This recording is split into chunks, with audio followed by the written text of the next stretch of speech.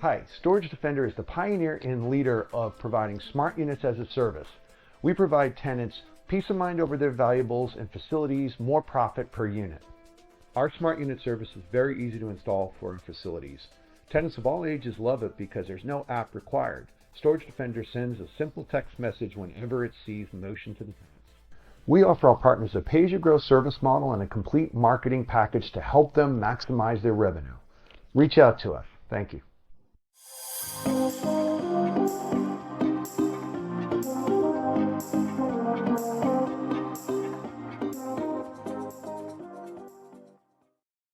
Are you a self-storage owner or operator looking for service providers to help at your facility?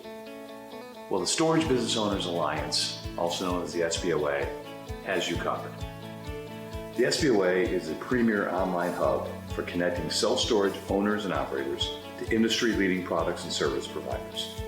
We provide one-stop shopping for your business with exclusive offers to save time and money.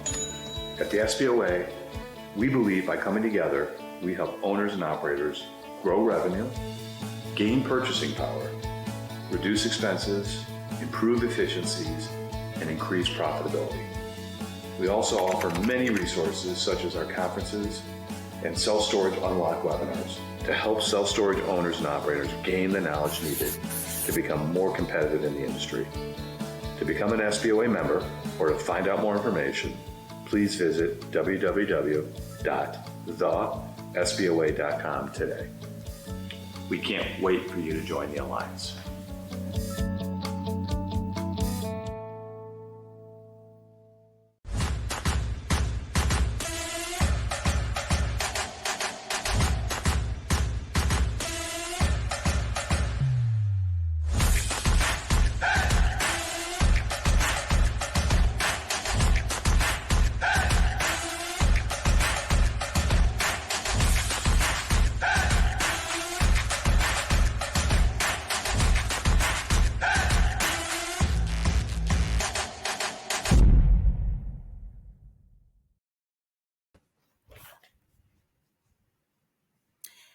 Good morning, self-storage industry. Welcome in, everyone. I see all of you putting your names and where you're from over in the chat. Please continue to do that with us today.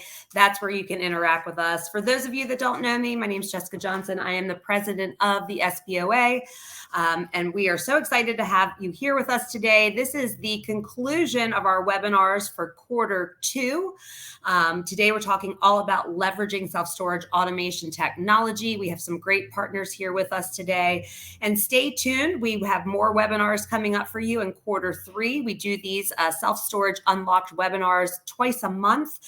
So if you're ever interested in being a panelist or participating in one of those with us, please reach out to me. We would love to have you here. Some quick housekeeping items for you. Like I had said earlier, I see all of you are chatting with us over there in the chat and comment section. That is where you interact with the speakers. Please ask us questions as we go along. Don't wait until the end. We will allow some time at the end for further questions, but if you have a question about something that someone's speaking about, please go ahead and ask that live. So, and again, like I said, we couldn't do these great webinars and bring education to the industry without our partners out there. So huge shout out to Storage Defender and Mark and his team for putting together today's content, and everything that we're doing today was driven by the Storage Defender team. So huge shout out to them. And without further ado, I'm going to bring Mark up so Mark can get us kicked off. Good morning, Mark.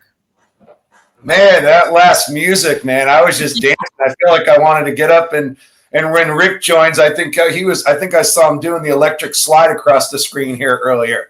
I wouldn't put that past Rick Beal. Well, Jessica, thank you for putting this together. As a community, what SBOA does is just awesome.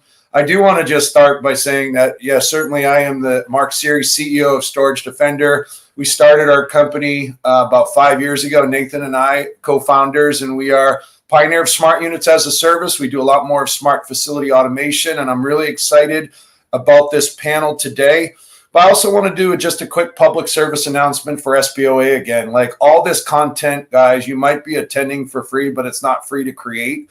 There's a lot of work that's done behind the scenes. I get to see it. If you're attending here free, that's wonderful. Do consider partnering with Jessica and the organization. It's only $10 a month, and all that goes to helping her afford environments like this and also build amazing content. So just a quick public service announcement for you, Jessica, but I say we bring in the panelists.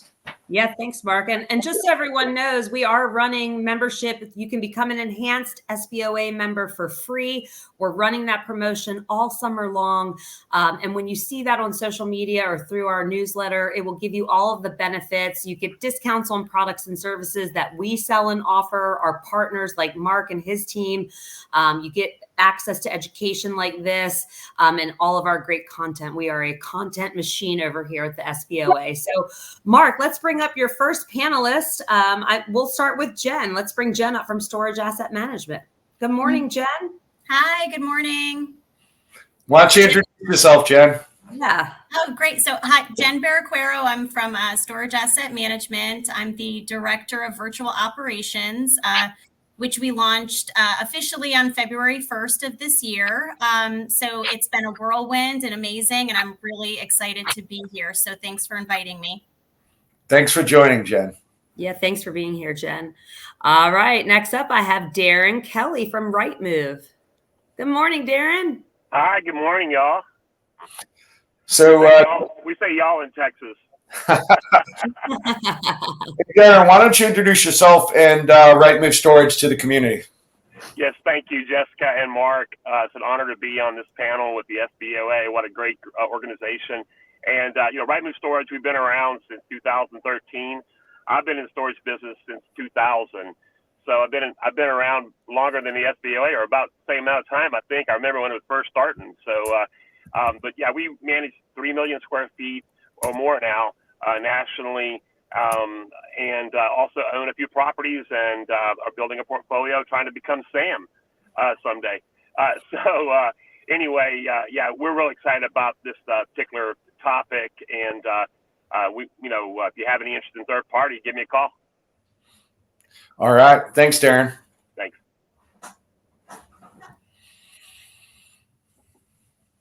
All right, Jess, how about bringing in lastly, but definitely not least, Yep, Rick? we're going to bring up Rick. Sorry, I was doing something. Yep.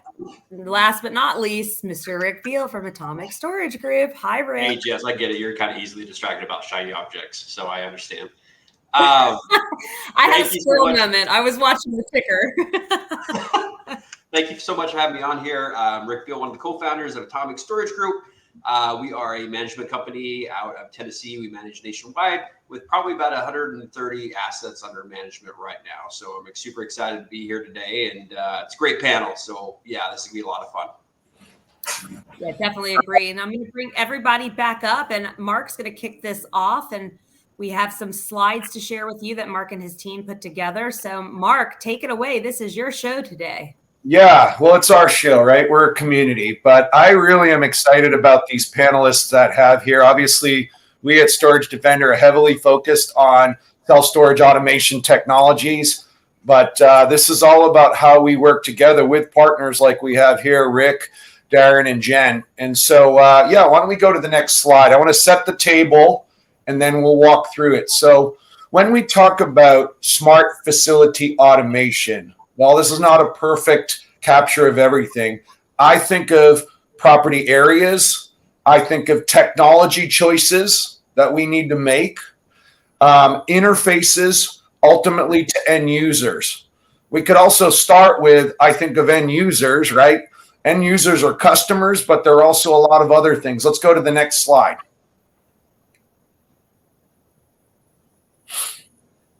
So for property areas, we might talk about smart access, entry and exit onto a property, for example. We might talk about smart zones, which are those areas across a property, the common areas. Of course, the moneymaker for all of us in this industry is the units itself, right? Smart units. I don't have it on here, but we're going to also talk about smart processes, smart workflows, right? That might not be a physical area. That's going to come out in our panel discussion. Now, when we talk about choices, that might be video and audio. It might be locks, motion activity sensors, environmental peril sensors. And again, you're going to hear today, tune in on certain workflow processes that have been automated by technology. You will hear that, and it came out in our review. Moving to the next slide, just digging in a little deeper. When we talk about end users, let's not mistake, like there's different end users to run our operations. Most importantly, of course, is customers. You know, they're paying all our bills, right? So our customers. But if you're watching this and you're a facility manager, it's important that we empathize with you. We make your jobs easier as facility personnel. Or if you're a call center agent, how can we streamline that and make it easier and more automated for you? Or if you're management overviewing your operations, how are we bringing those insights to you, right? Reducing your costs. So your end users, your stakeholders as well. And lastly, we can automate properties. Here's some of the examples of interfaces that we're looking at, whether it's mobile apps, conversational text like we use at Storage Defender for customers, web-based portals, or even QR codes. You're going to hear a discussion about the utilization of QR codes to automate. So these are some of the areas. And now what we're going to do, if we go to the next slide, we're going to really focus in on a panel into 3 areas, right? Maximizing customer experience and profitability, right? Especially in this market, Jess, it's all about tuning processes and efficiency because people are looking for profit now, right? There's pressures. 2, minimizing nefarious activity. 3, just again, improving overall operational efficiency. Jess, what are your thoughts on that build-up before we start getting into that first section?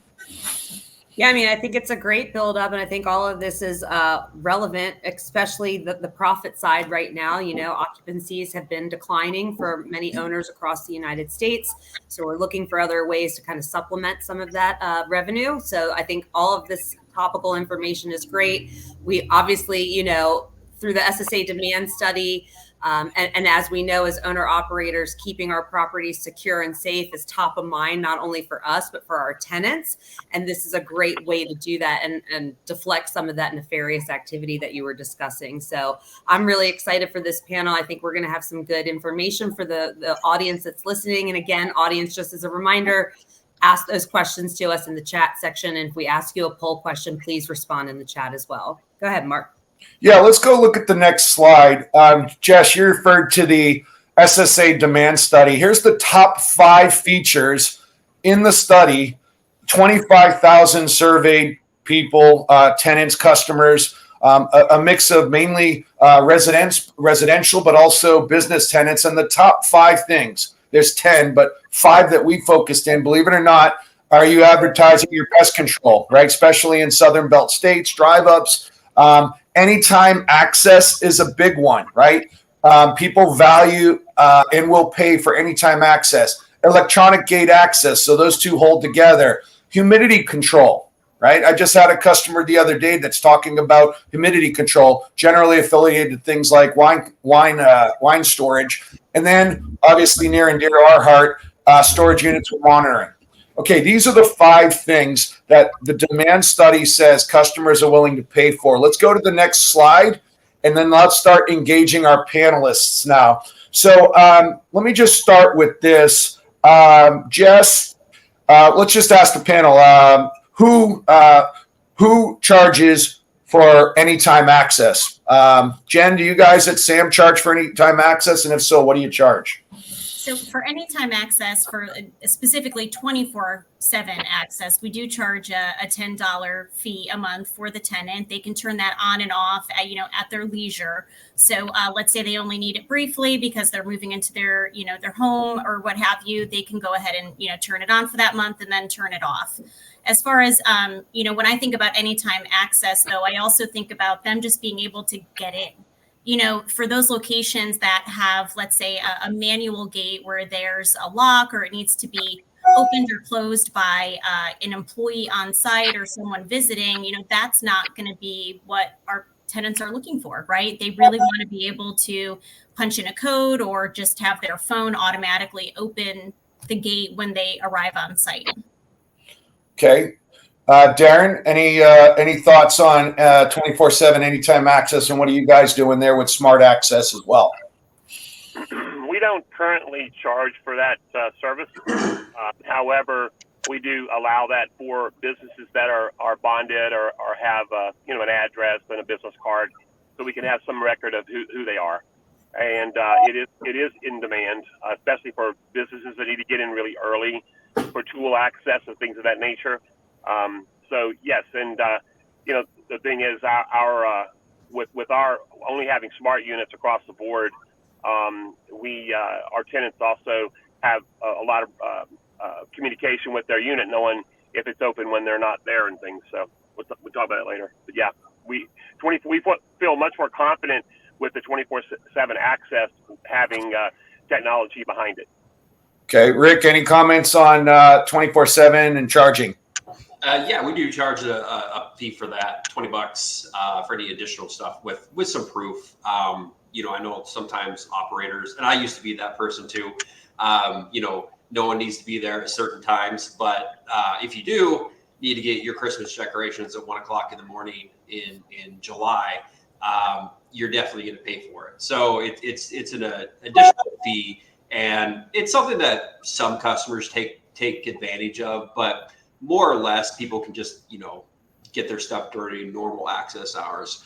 But I also agree with a lot of things like Darren said with the smart access. Nowadays a lot of the access controls have Bluetooth capabilities, have a lot more capabilities than they have in previous years. So it's nice to see the advancements of those things happening now. Yeah, and I mean, just from any one of you who wants to take this, of all the new features that are coming out with smart access. When we talk about smart access, folks, we're talking about getting onto the property and into buildings, and equally out of buildings, off property. Out of all the features that you guys are seeing with smart access, what are you guys tuning in on the most in terms of like you're most excited about, practically speaking? So I guess I can go first. So I know for us on the virtual side, we just love access control that is app-based.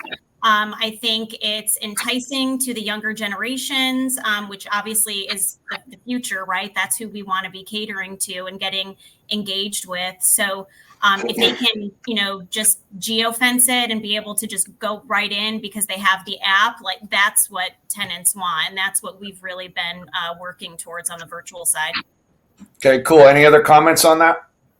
Yeah, it's always not a specific comment, but what I'm most excited about is, I guess, proof of concepts, right? So I always look at technology in like cutting edge, leading edge, and bleeding edge. When technology comes out, it's kind of like the bleeding edge where it works 2% of the time and, 5 or 6 people are using it and there's a monster amount of bugs in it. And that's not where you want to be. You want to be with technology that's been out there a while, that's been beaten by the sun, that's been in the middle of South Dakota in January, that has been proven over and over again. And then that's where you kind of experience a little bit better. So I'm excited about that. Just the overall increase of technology and how it's been proven over the years. It's a really good point. Like sometimes what's the shiniest doesn't stay shiny over the longer period of time, like definitely scalability and environmental robustness and some of that reliability is also an important piece of this. Let's move down to smart units. That's the next topic. Darren, do you want to talk about smart units and maybe what you're doing there, and then we'll pull the rest of the group as well? Sure. We adopted about 3 years ago. We aligned with Storage Defender and began to put the devices into our properties. We're on an owned model now, and we deploy it across my property. So all of our units, as they're rented now, are smart units. And what that really basically says is that the unit is communicating with the customer. I can assure you that one of the most interesting things to see in this technology as you see the customers get more connected to their unit. It's kind of like an umbilical cord, if you want to call it that. The moment that they have an experience with their unit talking to them, it's very revealing about how important the emotional side is for customers and their things. And so that's been really exciting for me on the smart unit technology, is the fact that we've really connected customers to their units in a way that's not been done before, and also in a way that protects their things. And so, that's, the smart unit is not just, kind of novel. And I guess the second side of that is it's a money-making opportunity, which we are all in need of right now across the board to combat the ups and downs of rents and available customers to rent to. Similar to the question I asked on access, I'll ask it to each of you. What are you charging for smart units on a monthly basis? Do you have a range on that? Well, we're at $12 additional dollars to the customer right now across the board. Okay. Jen or Rick, either you guys want to comment on what you guys are doing there with smart units? Yep. We're at the same $12 for the smart units. Okay. Anything else you'd want to add with that, Jen, or in terms of your experiences with them and maximizing customer experience? Yeah, definitely. So, we've been working heavily to try to get a good plan in place to get specifically, Storage Defender, since Darren was talking about it, launched at our virtual location. So, our game plan is that it would be pre-deployed and automatically included in the rental with, all of our vacant units to start, and then we would add from there. And, at SAM as a whole, we do have Storage Defender, and it is amazing. And Darren hit the nail on the head when he was mentioning that we're communicating with tenants the way we never have before. And it's just something that's really amazing and intriguing to give everybody. So, Jen, one of the things that's unique among the panelists, Darren has largely managed properties. You do, Rick has both managed and remotely managed, on-site and remotely managed. He does a mix, and then you're specifically focused in on completely remotely managed virtual. Mm-hmm.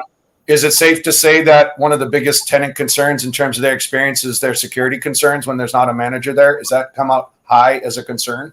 Oh, absolutely. And using different technology is key, right? And ensuring to the tenant that you have eyes on the facility, what is happening, or if you do have, a smart unit with Storage Defender in there, letting them know that that's there for their added benefit and ensuring that they feel comfortable renting with us. That's where it's all encompassing when you're thinking about the customer experience. You really need to think about it, not just from what it's like to rent with you, but what feeling are you giving them? And, that's definitely different when you're remote, because you can drive by a remote store and you can tell it's remote, right? There's overgrown weeds, there's, trash everywhere, there's unit doors that are open or broken, and that's how you know. So when you think about a remote location, it needs to look like it's manned, it needs to act like it's manned, and it needs to have all of these additional features to just give a sense of security to your tenants.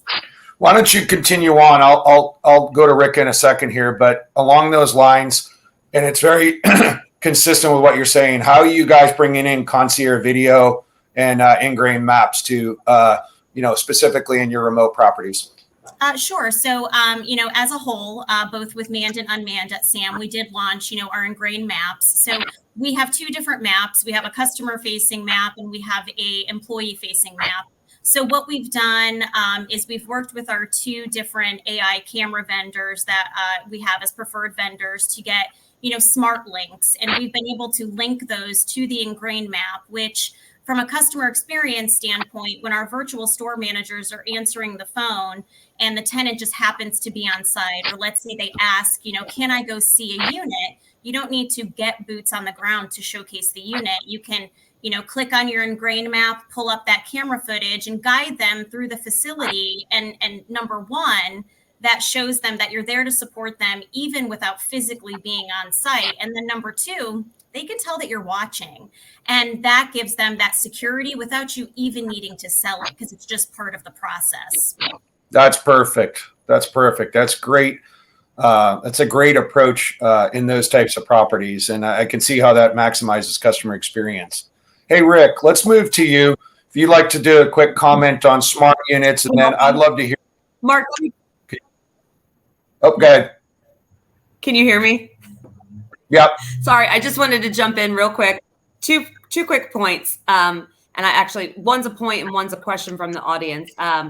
With the smart units, as Mark had just had the previous slide up from the National SSA demand study, tenants are telling you that they will pay more for these type of units. So why wouldn't you implement this at your facility if your consumer's telling you, I will pay more for this? And then Mark, Cedric is asking, and I'll put this question up on the screen, what is the actual definition of a smart unit? Could you just explain that? And Yeah. I know Cedric is a newer owner operator looking to get in the industry from the background we have with Cedric. So we used the term 5 years ago when we came in, and for us, there's some different definitions floating on.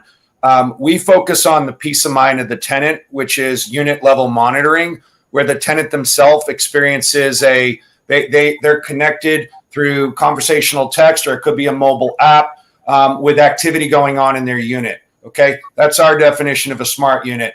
Others might call it adding a smart lock, which would be more from a convenience perspective, kind of like your, whether it's your Ring doorbell, which is kind of monitoring your door, or you have your August locks. Okay, so two definitions. One could be monitoring peace of mind, that ranks very high on the SSA demand study, but also you're seeing now a push towards automated locks, and of course you could put them together. Cedric, I hope that answers your question, but what we refer to it is offering peace of mind, which is a top concern for tenants. Okay.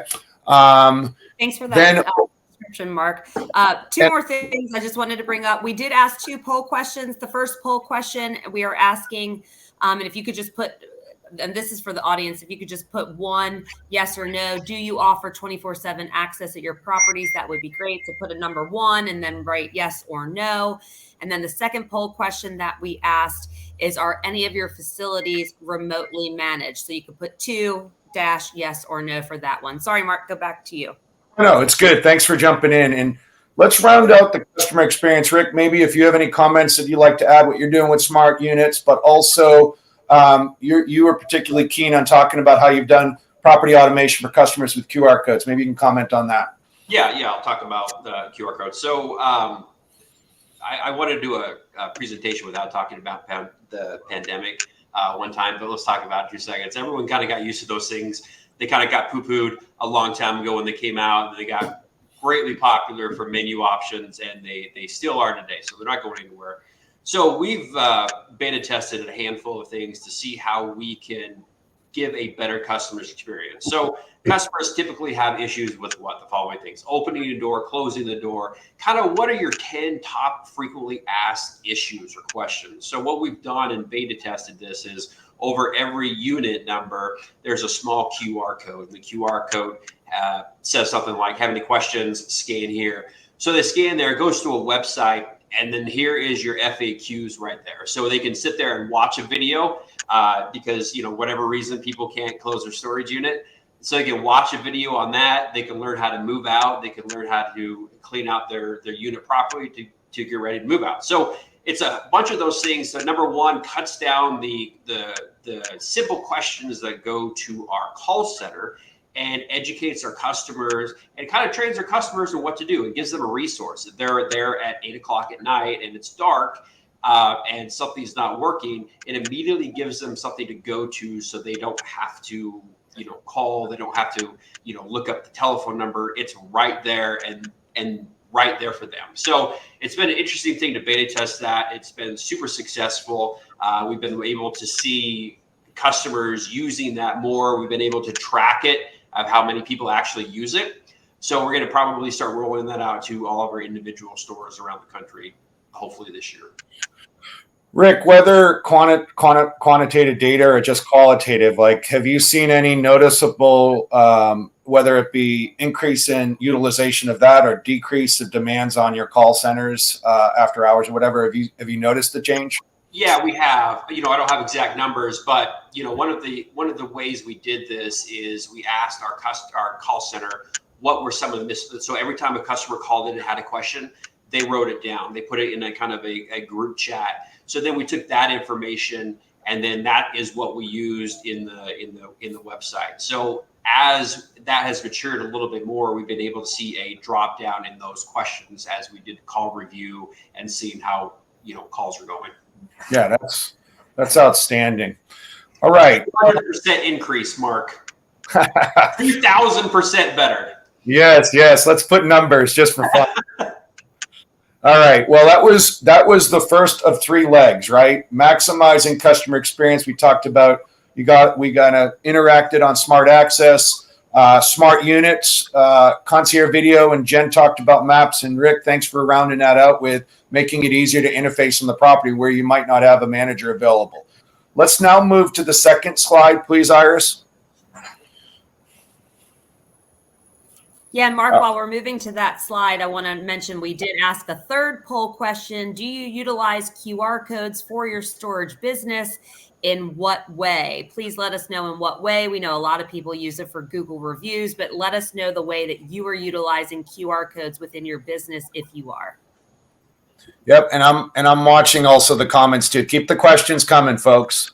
All right, so we're using a techie word here. We debated the order, but we wanted to go. There's definitely, I don't know if you guys saw as a community, I don't personally know the person, but there was a gentleman named Taylor, I think his name was, talked about a community that came together to prosecute a couple that had stole over $500,000 of merchandise across a self-storage community. And it's one of the highest engaged LinkedIn messages that I've seen. It was like well over 300 of us engaged that. Tons of comments, right? So it definitely stoked the flame. And so we wanted to, whether there's trends in certain areas or aggregate, I won't want to debate that, but we all know that minimizing nefarious or bad activity, not the good actors, the paying tenants or the customers, but nefarious activity is an important part of what automation does, okay? And so, Darren, I want to go with you first, just key in on, how maybe monitoring not only tenant units, but also occupied units, but also how monitoring vacant units, you've seen an impact on your property, maybe even a store yourself. Yeah, I mean, we've seen a tremendous impact, especially on, I'll say, our claims through our tenant insurance provider. We have had a dramatic reduction. I mean, every year we always had the Christmas or New Year's break-ins that go on systemically and things of that nature in the past.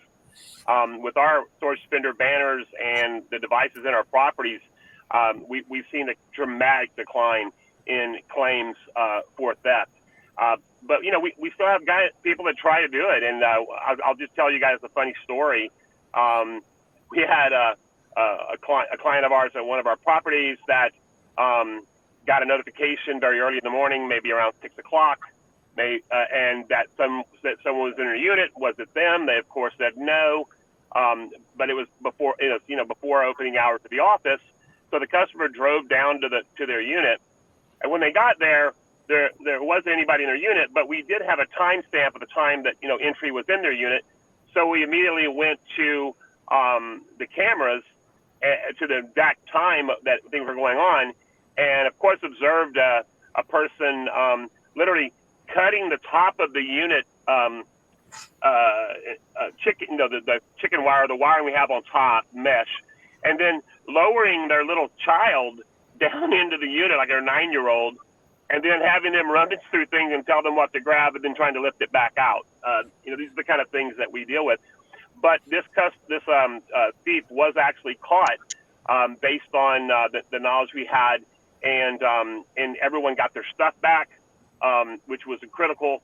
And these kind of things are becoming less and less as people. Most of our criminals they rent units, believe it or not, y'all. And they steal and they put it in a unit, and then when no one's around after hours, they come back and get it all and take it out. But now in the rental process, when they see Storage Defender, we've had people literally take them on a tour of a unit, and the people just leave. They go, okay, well, I got to check with somebody, go and get a car and leave, and it's not shopping. And literally, they saw Storage Defender and ran. So, that's some stories there. Thanks, Darren. It's really hard hearing someone using their kid. I mean, it's bad enough doing it, but man, that's That's a hard story. I was just going to say that I have a 9-year-old who's going to be home this summer. So I was just going to kind of put her to work. So I guess that's. You might want to try a different internship. Put her to work selling smart units. That's what we're going to put her to work doing, right?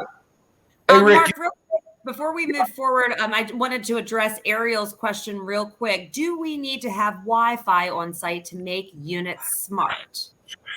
Depends on whose approach. There are some approaches for smart technology and units that require Bluetooth, some that require Wi-Fi.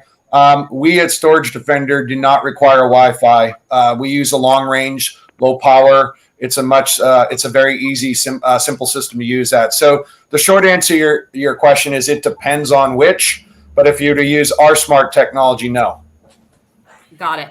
And one more thing, last poll question that just came up. How do you monitor your facilities? If you could put in the chat how you're currently monitoring your facilities, cameras, electronic locks, whatever that may be, gate access. We want to know how you monitor your facilities.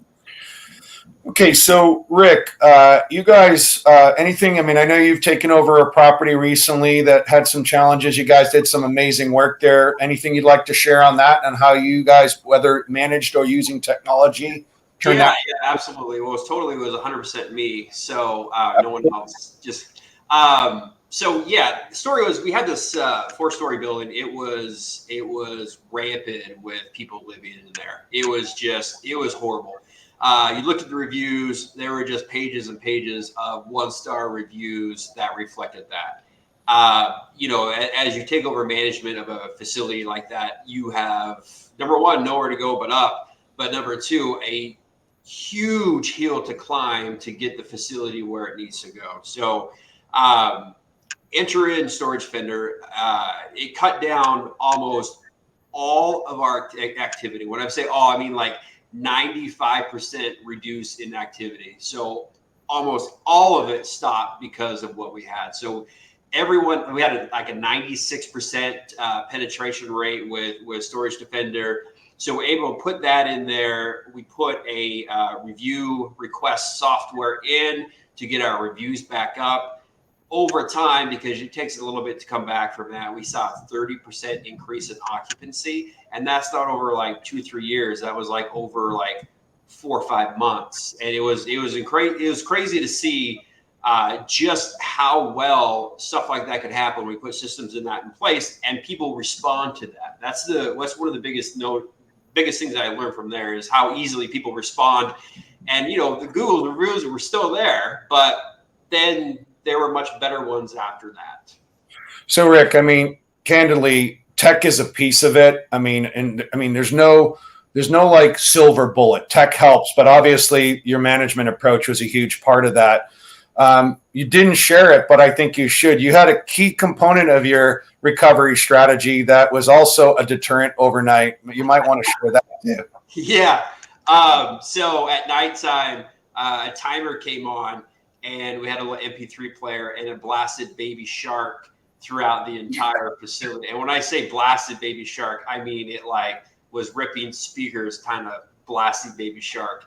And if that didn't do it or drive people insane for anybody who are parents, I don't know what would. All right, Jen, let's head over to you. You talk about your use of AI cameras. And maybe you can talk about smart zone escalations as well. But go ahead and key on your use of AI cameras, Jen. Yeah, definitely. So our AI camera systems that we recommend and have at our virtual locations is unbelievably crucial to our success. Not only for us being able to just get real-time data, but to just understand what is happening on site. So, the AI piece, you're not allowed to say that it has facial recognition. It does have person recognition, but the amazing thing about the program is it becomes smarter as you use it and the longer that it's running. So you can go into your dashboard and you can go ahead and tag any vehicle, any license plate. You can even make a tag of, person wearing a red hoodie. if you've happened to see that that's someone that's, been around your facility multiple times. So you're going to get those real-time alerts sent directly to whether it's yourself, your virtual store manager, your call center, whomever you have kind of working your facility. And it has helped us unbelievably. So I can share kind of a funny story. So as I mentioned at the beginning, we launched our virtual department February 1st. And it was within the first week, we had 21 break-ins at a facility. So we didn't even have technology deployed at that point. We had just launched. We were really just researching tons of different programs out there to try to find the right fit. So the break-ins did continue. There were, also weapons involved, and we just had no visibility. So we worked with ownership to kind of take the existing cameras that were already there and do a trial run with this AI system. And within a week, we were able to work with local authorities, catch who was doing this, and get them, arrested, trespassed, you name it. And we haven't had issues since. The thing with AI as well is, once you launch something like that in the beginning, you're going to get, as I mentioned, those random notifications, like a cat is going to go ahead and trigger an alert. But as you educate it, it'll only notify you of what you want to be notified about. And then, on the flip side of it, it'll kind of go into the next piece when we talk about operational efficiency. The AI piece also gives us visibility to our boots on the ground team members, because as you know, a remote store is not 100% remote. If you're going to keep it to the standards that you want for your tenants, you need to have somebody doing a walkthrough, someone cleaning, someone ensuring that everything is okay. So this AI system has been able to allow us to know when our people are going on site. Hey, Jen, let me jump in. A question from the audience is, hey, I'm a new owner. Is it cost effective to add AI to your existing cameras and new cameras, or is this really expensive? It's actually not very expensive. There are different ones out there that tend to be more. A majority of them do go based on camera count. There's a lot of different providers out there.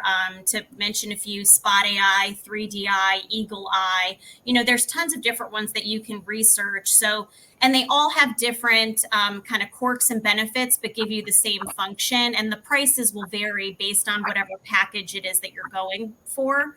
Okay. I highly recommend it, whether it's a manned or unmanned facility. It's unbelievable. Okay. Hey, I just want to say to the audience, if there are any questions, like if you want to ask a specific question to Jen on the camera she's using and pricing, Rick on QR code approaches, Darren on whatever it is, we all talked before. We might not be able to answer every specific question, but all of us are willing to answer any questions. If you DM us on here, we could certainly make emails available as well. So thank you for that, Jen. Let's go to the last question. Go ahead. I was Jess. just going to say, I think there's one question that there's some that are specific to like Jen and Storage Defender, but I think this one's like an overall one, and Rick answered it. I'd like to hear from everybody else too. And here, Darren is back. Let's bring Darren back up. Sorry. How many tenants are choosing smart units over standard? Darren, I know you guys do this. Let's start with you on that one. Bring that back to me real quick. I'm sorry. You just put me back in. The last thing you just said, what question was it? I'm sorry. Just Oh, okay. Yes. Okay. I got you. Yeah, we are 100%. So it is basically part of our rental process. And so we only rent smart units. So that's the route we went with it. And so it's deployed in 100% of our new rentals. That is what we're doing on our properties now. But in terms of, if you want to ask about penetration, it varies. I have properties that have been on the program for 3 years that are in the 80s or 90s, and I have other properties that are less. The one thing to remember is the more that you deploy, the more that you have the scope. And I didn't mention it earlier, but on the vacant units, these devices are still on. So Storage Defender is getting notified if something happens to move in a vacant unit, which actually getting pre-deployed. What we do is we deploy ours prior to rentals. They're already out there in every in not every unit, but in some of every type of unit, so we can rent online. And so that's how we do it. And yeah, it gives incredible information to you about your property, even if it's vacant. Jen, do you want to just give a quick factoid on that? We'll move to the last sections on the question. Do you have that data? Oh, well, as far as how we're doing with Storage Defender in the field. No. The question was percentage of conversion. If you don't have it, then don't worry about it. No, for the field ops, I don't. But we would adopt. So on the virtual side, the idea is we would do the same exact thing that Darren would do, and it would just be part of the rental. Okay. All right. Thank you, folks. Let's go to the last section. This is going to be a bit of a different angle here, and we'll leave a couple minutes to polls and Q&A here at the end. So 3 areas that we definitely have not talked about, right? We're going to start with automated or semi-automated locks because it's a big area. Like overlocking is expensive, and dealing with that, we're going to hear what your thoughts on that are. But what also came up in the prep is facility audits. Bill, I know that you commented on that. That actually came up in our pre-review. We'll have Darren comment on that, and then some environmental peril monitoring. So let's start with automated locking. Rick, why don't you get us going on what you are doing at Summit, your properties, as well as just an overall approach? Yeah, overall approach, we've deployed DaVinci at a lot of places. In locking, I love locking stuff that works all the time. And that's the one thing that really ticks off customers if they're unable to get in their unit. So we have a wide variety of stuff. We have some that are out of the self-storage industry, which I also do not recommend. It's absolutely imperative that it syncs with your software, and it's nothing that's a third party or another market thing. That is a huge mistake I've seen a lot of owners make, and you're really doing yourself a disservice to your facility and also your customers. We used Noki before in a lot of our facilities. It works fantastic. Making sure that it is an area that has good cell phone reception, an area that is prone to stuff like that, and also just making sure it meets the area's needs. If you were in downtown Denver or a very great metro area, that is fantastic. If you have 30 units in the middle of a field in Nevada, it might not be the best option for you. So, really overlocking is great, especially for these Noki systems. You can go there. You don't have to have anybody to be there to overlock them and reverse the overlock. It's a nice option to have. Jen, how about yourself? Yep. So a lot of the same, that Rick just mentioned. So, we do have DaVinci at a majority of our virtual locations. Very familiar with Noki. I would highly recommend, if you're looking to be remote, there's a lot of different options out there for smart locks, and it really just streamlines and makes your facility efficient, and it lessens your boots on the ground even more. So, we've also researched and are looking at testing the KISS One lock to give, different clients different options, right? You're not ready to go the full Noki route. So really giving them options of different layers and what that return on investment looks like in the long run with, having less boots on the ground there. Yeah, their approach is a little different, where you have the Nokis of the world. You have PTI has a lock. I think OpenTech has a lock. There's probably others, Bluetooth locks with batteries. KISS I use as an NFC technology. Yep. I think they have a padlock and also a latch and hasp. So you guys are looking at the latch and hasp or the padlocks? We're looking at the padlocks because they also have cylinder locks as well that work with NFC. Okay, got it. And then Darren, out of Noki and PTI with their solution and the others, do you guys have any of those in your properties, and what's been your experience as well as DaVinci Lock and others? Yeah, we have all the above, and they, different owners have had different opinions about things, so we'll work with the things they are interested in. I will just say this much: my big thing, I think we made on that first slide, it said the word profitability. And I'll just say that that's kind of an overriding factor, especially in today's times, that, if we're going to go into technology like this, it's important that it be able to drive revenue and not cost more for you than what it yields. And so we just don't have room for luxury these days. And so I'll tell you that that's a big thing for me is does it yield something? And it could be safety, it could be security, it could be that that you can market. But yeah, we use all the above. They're all effective. I think it really just depends on your dynamics of your property and your financial dynamics. It's important that you understand that. Yeah, let's keep it with you, Darren. I want to move on to, like, it wasn't a planned topic, but you were pretty big on it about the importance of automating audits. Let's have this might be our last, and then our last circle, and then we'll see what other questions are out there. But yeah, why don't you comment on automation of audits? Sure. I just saw a need as we get a little more remote managed, and like Rick and it's when you get in that mode, you really need some accountability, but I also saw it needed in my managed properties as well. And so we work with a company to put together, we call it Inspects, and it's basically taking our process of audit and checklist of our daily activities into a virtual into the phone or tablet. So as the manager walks around, they identify things that are going around. They're following a process of walkthrough, and they'll enter photos of maintenance issues, CapEx issues, things along the way, and it goes into a dashboard and into an action item setting that can be reviewed and monitored, that there are outstanding items across the board, every property, and for my whole brand. So I can literally log on and say, wow, there's a lot of activity over there in terms of maintenance. Let me see what's going on. And I can look at pictures and see what's going on and whether it was a resolution to the issue. So we felt the need to automate that. It's less cluttery in the office with paperwork, but it's also things can get done right on the property while you're out there.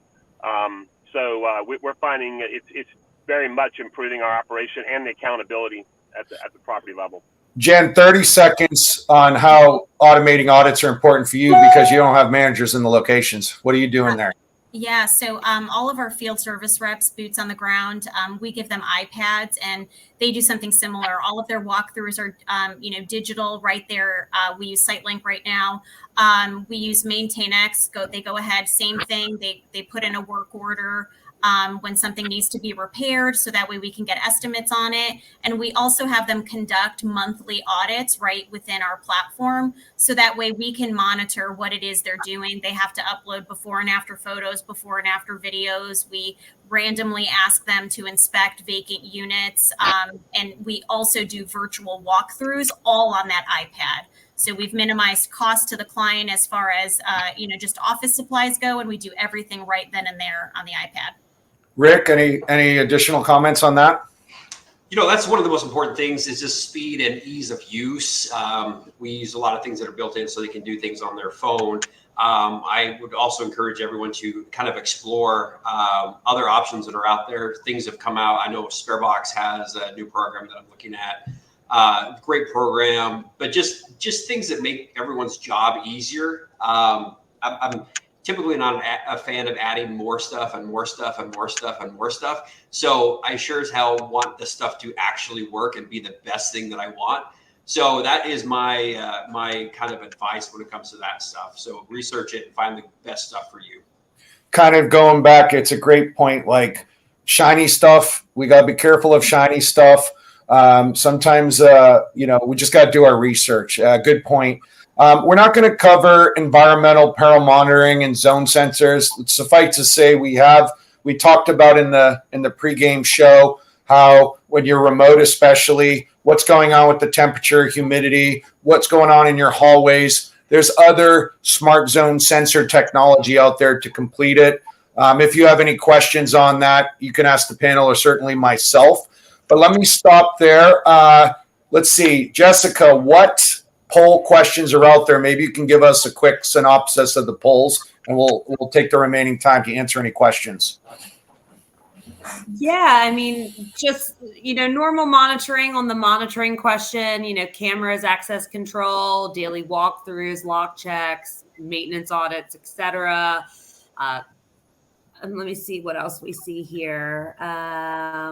It looks like many are allowing 24/7 access. That answered.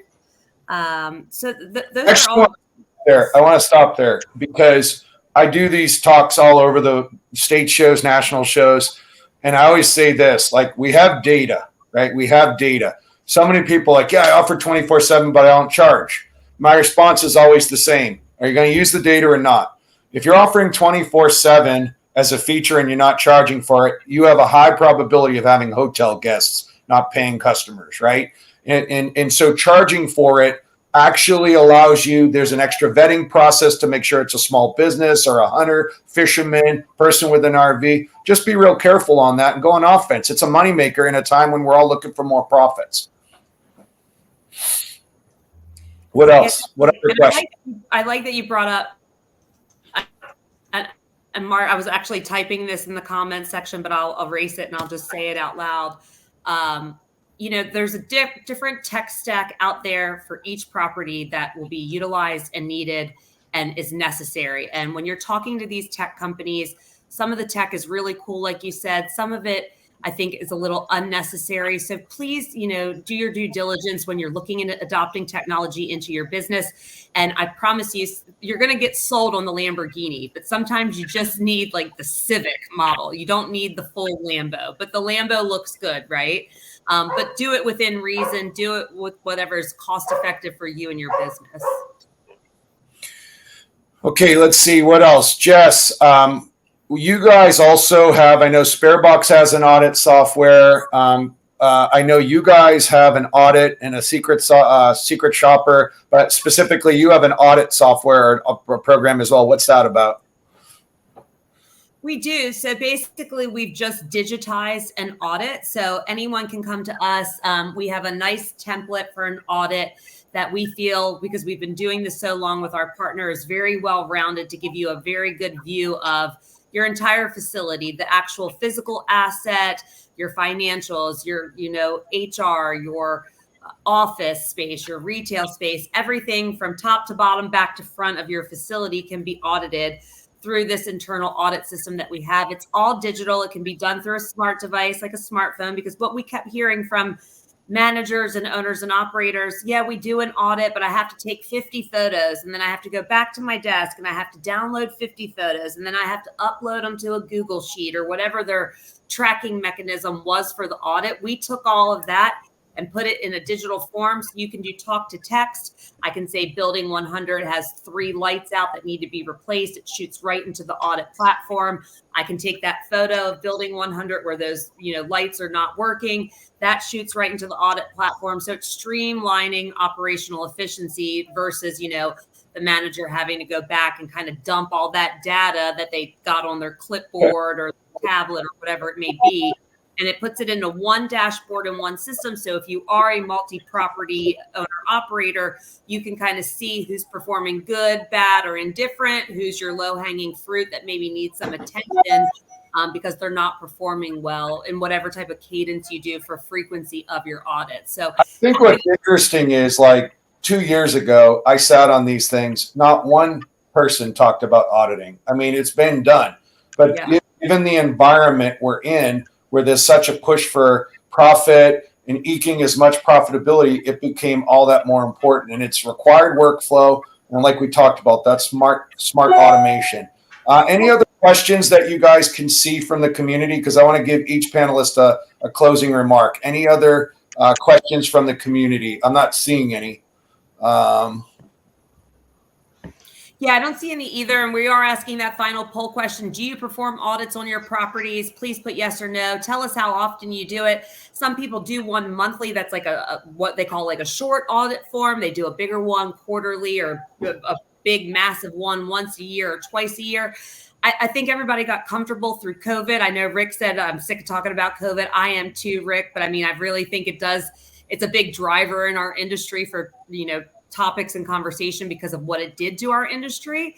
But I think everybody got a little complacent through COVID and didn't focus on the nuts and bolts of the business. And now that we're having some challenges, everybody's kind of going back to basics and focusing on those things. You can do that through auditing, right? And we don't come out and audit. We do in our mystery shopping side, but not the actual audit. We provide you the tool for your team to go do that internal audit of your facility. And great information on whether you're performing well or not. And you need to know these things. Good stuff, Jess. Good stuff. And SBOA has that and a lot of other good products that people that are part of the community get discounts on. And so with that, I'd like to give each member 30 seconds to just make a closing comment. Again, Iris, if you want to just bring up the summary pie of the 3 areas, perhaps. Yeah, so let's just start with Jen. Just a closing thought about smart automation to either maximize experience, minimize or maximize operational efficiency, like a key point that you want people to really recognize as we close. Yeah, I think I want to piggyback off of what Jess said. There's a lot out there. So don't be afraid to research. Don't be afraid to ask for a demo, and don't be afraid to test. You're not going to know what's going to be best for each facility until you start to gather some data. And then you can really make proper decisions for not only the return on investment, what's going to increase your rentals, what's going to drive everybody to your facility. So just don't let it all overwhelm you, and ask anyone in the industry for feedback, for help, for tips and tricks or recommendations. That's the best thing about our industry, is we're all here for each other. Awesome. Hey, do me a favor, each of the panelists, can you put your name, your email to contact if people have questions for you? So I just put mine in. Thanks for that. Let's go to you, Rick. Yeah, absolutely. So I think that's also one of the most important things. Remember the bleeding edge, the cutting edge, and the leading edge. Reach out to any one of us. We've gone through a ton of these things. We know that what works, what doesn't work, what will work in maybe a year. And also remember, it is definitely storage. It's supposed to be simple. And so don't overcomplicate your life. Pick the things that work and stick with those things. Just don't go after shiny objects. Pick with the stuff that works and go for it. Great point, Rick. Excellent point. I mean, most of us out here, especially if you see us at trade shows or we talk online, we're here to also provide advice too. I mean, there's a lot of moving pieces here, and many of us all work with each other. So, lean on us, not just for one specific thing. Ask a lot of questions. Over to you, Darren. A lot's been said already, and echo everything that Rick and just said. I mean, everything is right on point. I'll just say this. For those of you that maybe are more, operators been around a while looking to see how you're going to compete better in the market, and you haven't done technology and those kind of things, it is intimidating. But just remember, the first thing is to make the paradigm shift, to decide to do something instead of doing nothing. And then start to find the things that make sense for you.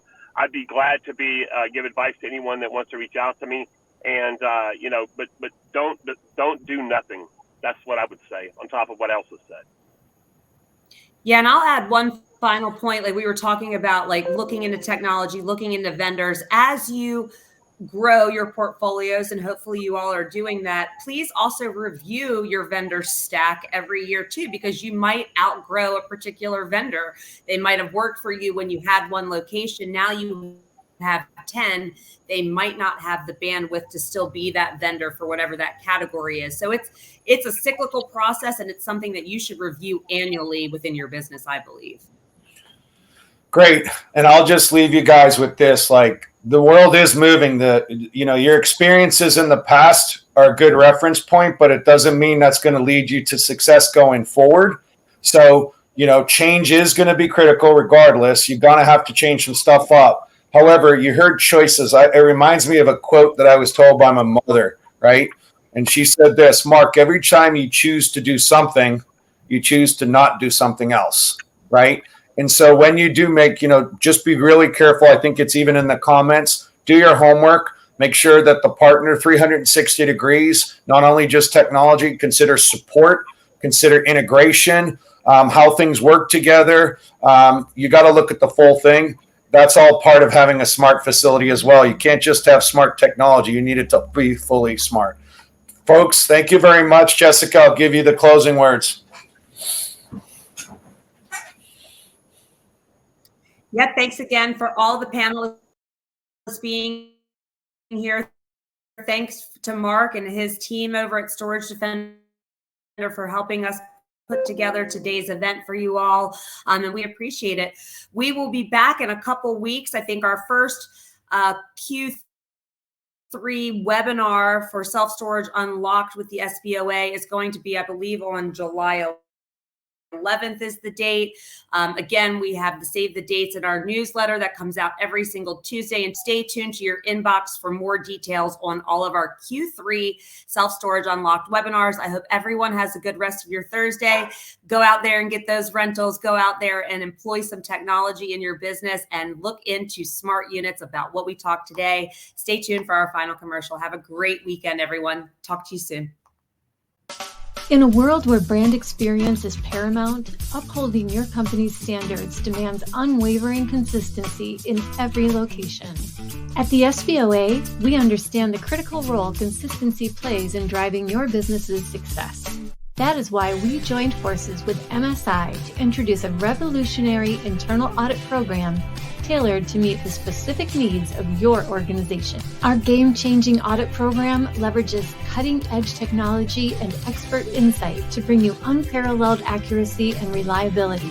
We know that success in this competitive environment is paved with adherence to operational requirements, and every company has its own standards along with state and local regulations to adhere to. So we've made our internal audit system completely customizable, all in a user-friendly app. The app enables on-site agents to collect real-time data and insights from their respective locations. This feature ensures that information is up to date and allows for quick responses to any issues or challenges that could arise. Our internal audit program also has advanced photo and video reporting capabilities. These visual reporting tools allow leadership to visualize non-compliant sites and gain a comprehensive understanding of the issues, with specific examples for clear context, which enhances communication and leads to faster resolutions. And it can be done with just a few clicks and the snap of a photo or quick video. And our program provides an in-depth understanding of each store's performance and challenges.